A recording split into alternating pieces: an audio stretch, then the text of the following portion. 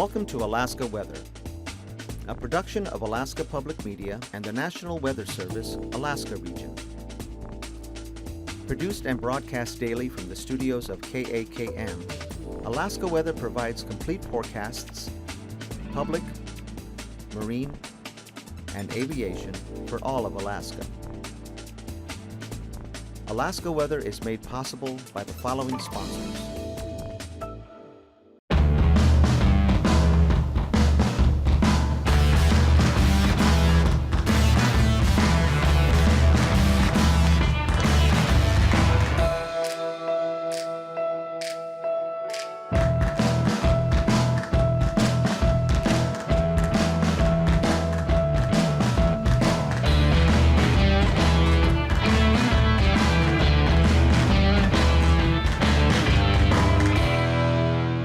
Cook Inlet Tug and Barge, a marine transportation company specializing in harbor services focusing on the Port of Anchorage and the major commercial participants in the Cook Inlet region, providing customers with marine services specifically tailored to their needs.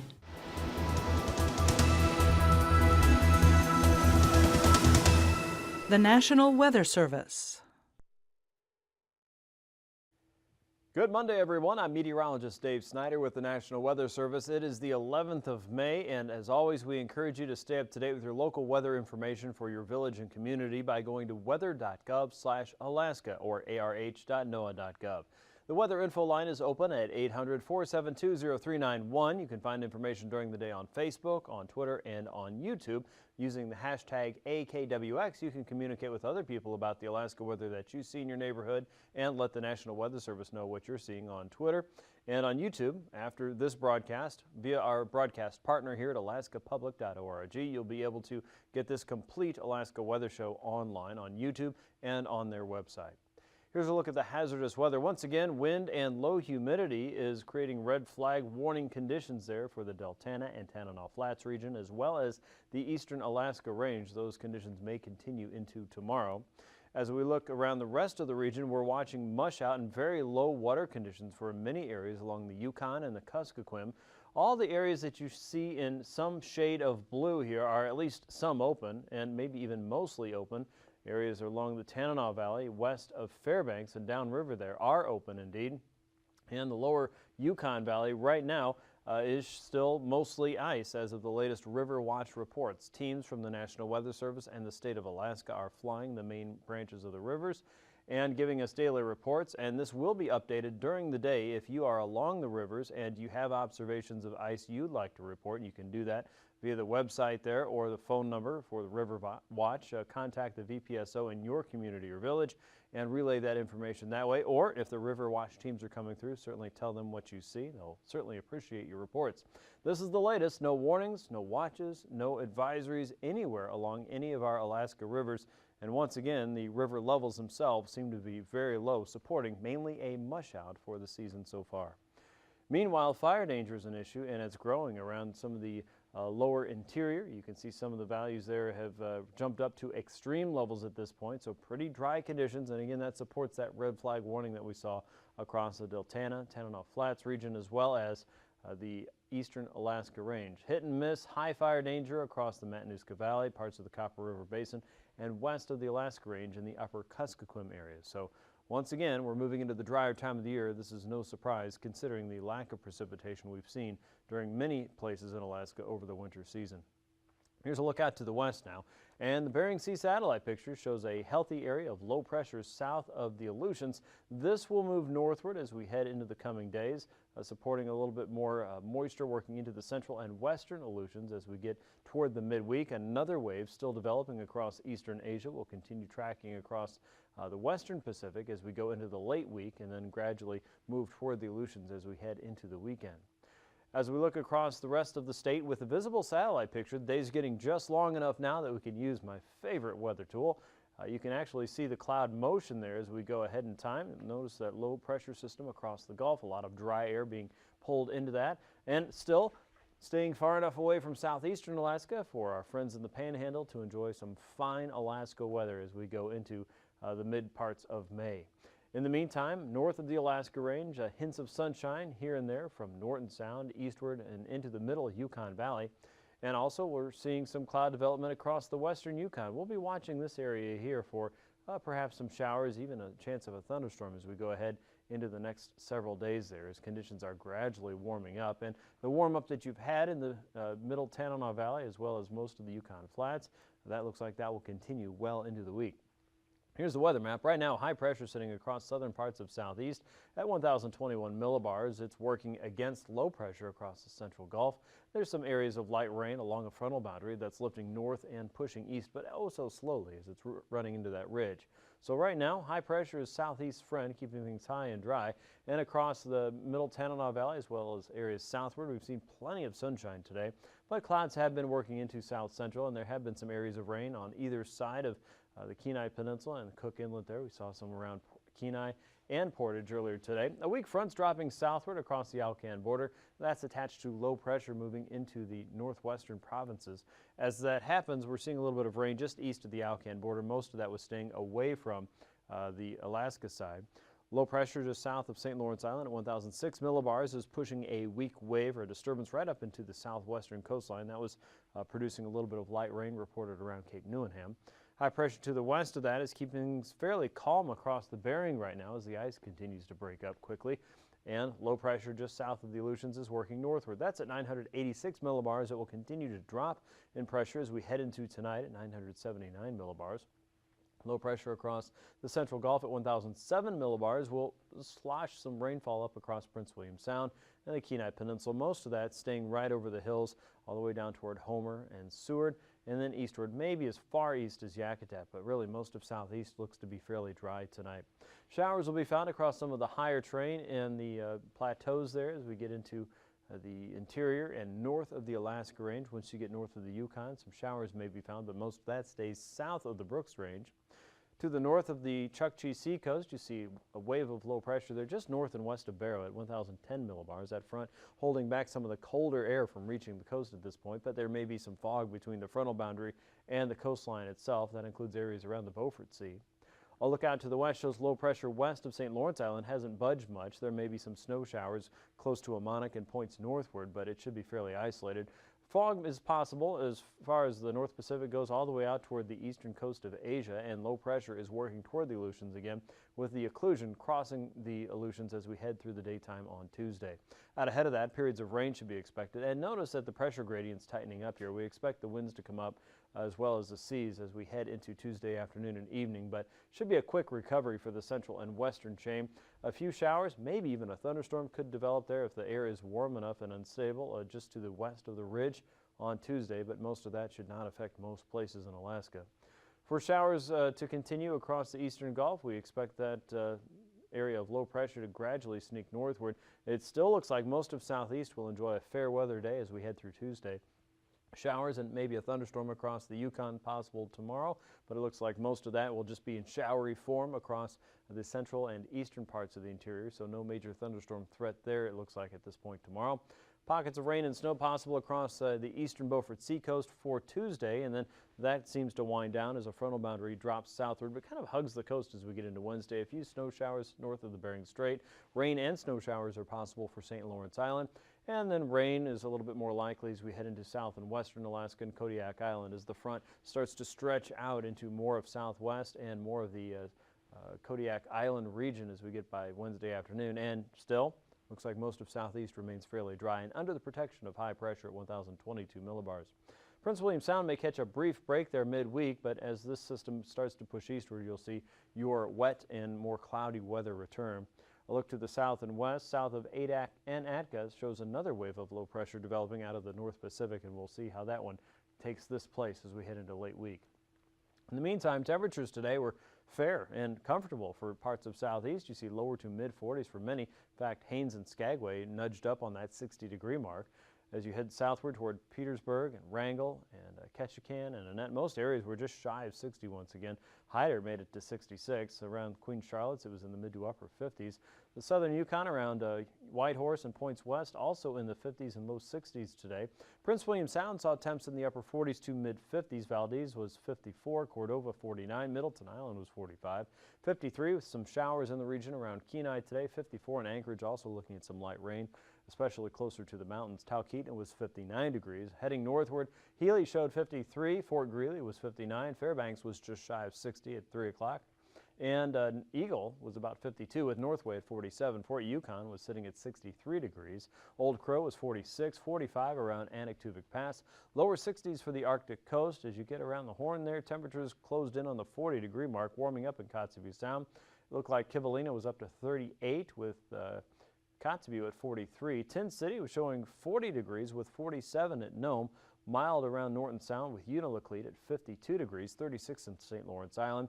Along the upper Kuskokwim from Bethel, 51 degrees all the way to 59 in McGrath. Areas around Tanana were in the 50s and lower 60s as you head out toward Lake Machumana. Areas in closer to Lake Iliamna in the mid-50s there. King Salmon and Dillingham both in the lower 50s. Kodiak Island close to 50 degrees on both ends.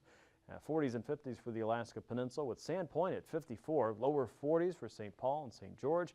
And mid-40s for Adak and Atka, and 46 in Shemya. Now, as we look at overnight low temperatures, you won't see much of a change there for the islands out to the west. Bristol Bay cooling off into the upper 30s. Bethel down to 31. Nome looking at about 34 degrees. Kotzebue Sound temps in the 20s and 30s. The Arctic coast in the mid-20s. Fort Yukon down to 40, about the same there in Fairbanks. South Central above freezing in the upper 30s. Kodiak near 40 degrees. Upper 30s and lower 40s for Southeast with high temperatures tomorrow back in the upper 50s and lower 60s. So again, high pressure is going to make it a toasty day in Southeast. South Central upper 50s to lower 60s. Kodiak 53, about 10 degrees warmer in Fairbanks than what you'll see in Kodiak tomorrow. Fort Yukon up to 63 as well. Tanana, lower 60s for you, 40s and 50s for the Brooks Range, lower to mid-30s for the Arctic coast. Some places may be above freezing like Kaktovik. Kotzebue Sound temps in the 30s and 40s. As you get toward Nome, 38 degrees, 44 in Unalakleet. Along the lower Yukon and the upper Kuskokwim, you'll see temps jump from the upper 50s to lower 60s. Looks like McGrath will be closer to 62. King Salmon and Dillingham both in the mid-50s tomorrow, and the Alaska Peninsula in the 40s and 50s. Most areas will be warm as we head into Tuesday. The Arctic coast, looking at IFR flying weather, though, with that frontal boundary just offshore. Lots of areas will experience it, seeing some taste of fog during the day, especially offshore. Around the western tip of the Seward Peninsula, Kotzebue Sound, and the outer regions of Norton Sound, looking for IFR there, especially along the southwest coast as well. And then MVFR sneaking inland a little bit toward Naknek and places like the lower Yukon Valley. Most of the MVFR restrictions should stay just offshore of Southeast, but watch for that to sneak in close to Sitka during the day, and IFR conditions will be found in the central and western chain. Here's your pass conditions. We'll start with MVFR for Anaktuvik and Adigan Pass during the daytime tomorrow, but conditions should improve during the day. Lake Clark and Merrill Pass, as well as Rainy Pass, everything looks VFR there. Same goes for Windy Pass during the day. Watch for some cloud buildup in the afternoon, but right now we don't see any major restrictions around Mentasta Pass. Tanita Pass may lean over toward MVFR conditions during your Tuesday afternoon. Portage Pass, we expect it to start there, leaning toward VFR conditions and some improvement during the day, but again, watch for buildup over the mountains there, implying perhaps some showery conditions and isolated restrictions. Chilkoot and White Pass, VFR conditions are expected there. The freezing levels, wow, what a mess. Are we moving towards summer or what? Warm weather building in from the continental west, certainly into the interior, with levels as high as 2, 4, even 6,000 feet in some isolated areas.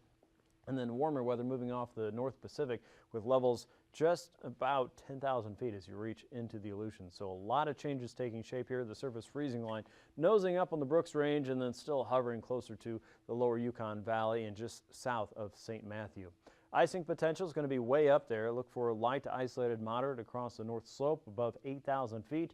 Also along the frontal boundary, snaking through the Bering with a few pockets of occasional moderate between St. Matthew and the Pribilofs, as well as areas from Dutch Harbor eastward toward Sand Point. Look for that threat to fall off as you move eastward. Above 10,000 feet around the Copper River Basin, parts of the central and eastern Prince William Sound region, and then west of Sitka. Again, most of that should be pretty high up there and light to isolated moderate at worst. Here's the jet stream, and you'll notice a few things. High pressure still in charge of the southern Bering here. You can see the ridge snaking up into the northern interior and also across British Columbia and the Yukon. That's allowing low pressure to drop southward and encourage more storm activity across the western chain and keep things just across the central Gulf. But high pressure just to our east is keeping that weather just far enough out of reach for southeastern Alaska while conditions remain warm for many of us. High pressure sitting across the central Yukon is guiding light winds in from the east, about 10 to 15 knots. For southeastern Alaska, winds remain light, from the south and southeast. Here's our ridge again out across the Pacific, guiding in that stronger southerly flow. It really starts to pick up across the central chain, 40, 50, even 65 knots there. That flow diminishes from the south to about 40 to 30 knots or so as you move up over the Seward Peninsula, and we have more of a westerly flow across the Arctic coast around 20 knots. Similar conditions at 3,000 feet in the north, only 20-knot winds seen there, very light winds across the interior, still coming in, wrapping around that ridge, around 10 to 15 knots or so. Low pressure across the eastern Gulf, keeping winds light across southeast, a little bit stronger if you're heading out into the central Gulf with 30 to 40-knot winds there. Our stronger winds south of Adak and Atka reach as high as 70 knots there, so watch for some turbulence as you head into the central chain if you're flying into the Alaska Peninsula as well. Winds are much slower, though, across the west coast. So our turbulence focus will be across the southern tip of the Alaska Peninsula, the central and eastern chain, generally below 4,000 feet. That's at least occasional moderate. We'll see some chop out across the central Gulf and just east of the Alcan across the Arctic coast. That's a look at your aviation forecast. We'll be back in just a few minutes with the rest of your marine weather and an update on the sea ice edge. Stay tuned.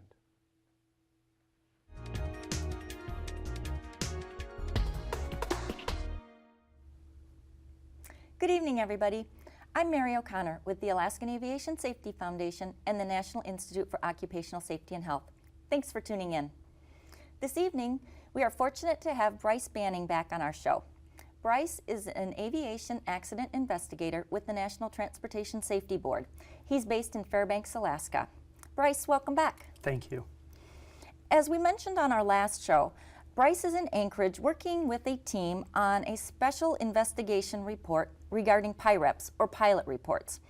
These are used to collect and disseminate weather information. Bryce, I know you have a busy next few days ahead of you. Can you tell us what you're going to be doing? We're going to be visiting with all the stakeholders who use PIREPs, ATC, pilot groups, flight service, the National Weather Service, gathering information, compiling it for our report. And you'll be talking to general aviation pilots, commercial pilots? We've had the opportunity to talk to general aviation pilots. We're going to be talking to companies, Part 135 and Part 121 companies, their dispatch, their flight release, how they use PIREPs, and how they collect them. Okay, so everyone doesn't use the PIREPs in the same way that, say, a general aviation pilot might. That's correct. Pilot reports are used for many different types of user groups, to include the National Weather Service, who use them to verify their reports and their forecasts and to improve their weather products, to pilots who are going out to their cabin for the day. It sounds like you're going to have a busy time and keep a whole variety of information from putting it together in your report, so that's great. Why did you choose to come to Alaska? Well, Alaska's unique. We have large geographic areas with not a lot of reporting, and so PIREPs are vital to the state of Alaska. And Alaska, the stakeholders are engaged, they're proactive. Alaska has a history of trying to address issues, and we're seeing that, so we wanted to come up here first and discuss it with Alaska. Okay. Do you have a goal for this week or anything that you hope to take home? I think our goal is, number one, to let folks know we're here, what we're doing, that we're looking for more pilot reports in the system, quality of pilot reports, and to improve how PIREPs get into the system, how they're used, and the quality of pilot reports. So if we have folks in our audience who are pilots and they have comments about pilot reports, not that they want to make a pilot report, but they have comments about how they've used them, how there's been a shortage, or any problems that they've had with the system. Is there a place that they can go to give those comments? Yes, we have an email account that will be put on the screen for them. And that is pirepcomments@gmail.com, and that is going to be monitored by the NTSB? Yes, absolutely. Okay. And do you know how they will take those comments from pilots or ATC, air traffic controllers? meteorologists. Anybody's welcome to comment there, right? Absolutely. We want to gather as much information on PIREPs as we possibly can while we're here. And the investigation it's not just in Alaska. It will include the entire national airspace system. But we're starting in Alaska. Alaska has been a test bed for several other projects as well, so I think Alaskans are pretty good at sharing information, and you are right, this is a great place because we do have a huge need for PIREPs. Do you find that people are willing to share, say a company? I assume that all companies have their own internal systems of handling their own pilot reports. Do they share those with the air traffic controllers or flight service specialists? How does that work? To be honest with you, we're not really sure at this point. And that's one of the things the investigation is looking into. And I can tell you that the operators are very engaged. They're eager to talk to us. We just have a lot of engagement and a lot of interest. So that's one of the things we're looking into. Well, there certainly is no shortage of opinions in Alaska. I'm sure you know that after being in Fairbanks. Right. Yeah. Well, thank you, Bryce. It's been a real pleasure to have you on the show, and we have been very fortunate to hear about what the NTSB is doing. Normally, we only hear about what you do when you're investigating an accident, so it's good to know that there's a lot of work going on behind the scenes. Yes, thank you for having me. We wish you safe travels around Alaska this week, and good luck with your report. Thank you. Ladies and gentlemen, we hope you've enjoyed our show. If you enjoy hearing about aviation news and events in Alaska, please consider becoming a member of the Alaskan Aviation Safety Foundation and Alaska Public Media. Pilots, remember you can get a full weather briefing before you go flying. That's always a good idea. You should always file a flight plan, and please give a pilot report when you can. You never know how that information is going to help other pilots. Until next time, fly safely.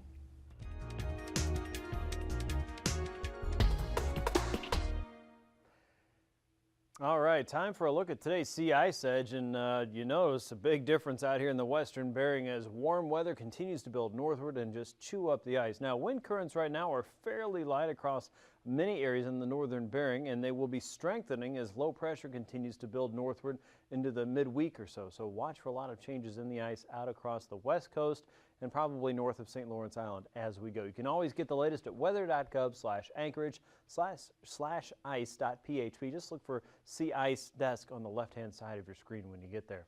Here's the forecast now for southeast. As expected, winds are going to be light. Conditions should be very pleasant as well as dry weather and a lot of sunshine. So enjoy that, folks. Northerly winds 15 with about 3-foot seas there in the Lynn Canal. Southerly should be light as you get into Stevens Passage and southward. Northwesterlies into the Clarence Strait at 15 knots with a 3-foot sea. And then light winds across the outer coast, only 10 to 15 knots. Seas a little bit higher, around 11 to 12 feet. You'll notice a little bit of a change on Wednesday, more of a shift to a predominant northwesterly flow coming up to 20 knots in the Clarence Strait. And from Cross Sound southward to Sitka and outside of the Dixon entrance, with seas dropping to about 7 to 8 feet. We're still looking at light northwesterlies across the Lynn Canal, 15 knots with a 3-foot sea, and southwesterlies outside of Yakutat with a 15-knot wind from the southwest, blowing in about 5-foot seas. South central winds should be light and somewhat variable across the northern Cook Inlet. But you'll see more of a northwesterly shift as you get southward of Calgon Island. Across the Barrens, 10 to 20 knots there with 6 to 9-foot seas outside in the western Gulf. Northwesterlies inside of Prince William Sound, more of a north and northeasterly flow across the north and western Gulf, still running around 10 knots with a northwest flow east of Kodiak Island, and westerlies inside of Shelikof Strait at 15 knots. Not much of a change there on Wednesday, but as you head north, look for a stronger flow sneaking through the Barren Islands, 20 to 25 knots with 7-foot seas in the western Gulf. Winds remain relatively light inside of Prince William Sound and across the northern Gulf, but 4 to 9-foot seas in some areas. Northerlies coming right off the Kenai Peninsula, and a light and variable flow across the northern Cook Inlet, 10 knots there with a 2-foot sea. Across the Alaska Peninsula, light and southeasterlies blowing through Bristol Bay at 3-foot seas expected there, 6 to 8-foot seas, and across the southern tip with more of a 30-knot wind on the southern end of the Alaska Peninsula. More of a light southerly flow, still holding on from Castle Cape to Chignik. 15 knots with a 7-foot sea expected there. That comes up to 25 knots with an 8-foot sea on Wednesday. Look for light southeasterlies inside of Bristol Bay. Southerlies a little more predominant across the southern areas with a 25-knot wind and 6 to 10-foot seas on the Bering to Pacific side, respectively. Across the Aleutians, a southeasterly flow will be maintained, 30 to 35 knots. Some of the stronger winds there from Nikolsky to Unalaska on the Bering Sea coast with 8-foot seas. Stronger northeasterly winds, though, will be found from Kiska to Attu, 40 knots with 17-foot seas. Gales across most areas in the open Bering. As we get into Wednesday, southerlies continue. Most areas hold around 30 knots or so with 9 to 10-foot seas in the Bering and 14 to 17-foot seas across the Pacific coast. You'll see a southwesterly shift from Adak to Kiska with an 18-foot sea and more of a northerly shift from Kiska to Attu with a 30-knot wind on a 15-foot sea. South and southeasterly winds are still coming up the southwest coast, 20 to 25 knots or so for Tuesday. An easterly flow across St. Matthew, southeasterlies for the Pribilofs, 35 knots with 10-foot seas diminishing to about 6-foot seas during the day. And you'll see Wednesday, 25 knots with a southerly flow and 9-foot seas for the Pribilofs, and south and easterly winds continue for the west coast, St. Matthew, and toward St. Lawrence Island on Wednesday afternoon. And then west and southwesterly flow should be expected across the north coast on Tuesday, 20 to 25 knots there. Diminishing winds there across the Chukchi Seacoast, still around 15 knots with a southerly wind outside of Kotzebue Sound. That shifts to more of a north and easterly wind as the disturbance rolls across the north. Look for north and easterly winds to about 10 to 20, 15 knots there from the west across the Beaufort Seacoast on Wednesday. That's a look at your marine forecast. Now, recapping the weather for all of Alaska tonight. Low pressures weakening across the Gulf. You'll see a few showers mainly across the north and western Gulf. Most of that will not make it into southeastern Alaska. To the west, you can see a stronger system across the western Aleutians. That will push into the southern Bering Sea as we head into Tuesday, bringing a better chance of rain to the Alaska Peninsula. Showers continue close to the mountains. South central looking fairly dry, especially along Cook Inlet, and so does southeast looking like a nice dry Tuesday. And guess what? We'll give you Wednesday as well. For snow showers north of the Bering and across the Beaufort Seacoast, watch for that to continue with areas of fog for mariners, and look for showers across the upper Yukon with a chance for a thunderstorm across the Alcan border. Thanks for watching Alaska Weather. These forecasts are to be used for planning purposes only. Call 1-800-WX-BRIEF for a formal pre-flight briefing. Always file a flight plan before you go flying. The U.S. Coast Guard Auxiliary urges you to leave a float plan with a friend or the harbor master before you go boating. Alaska Weather is made possible by the following sponsors.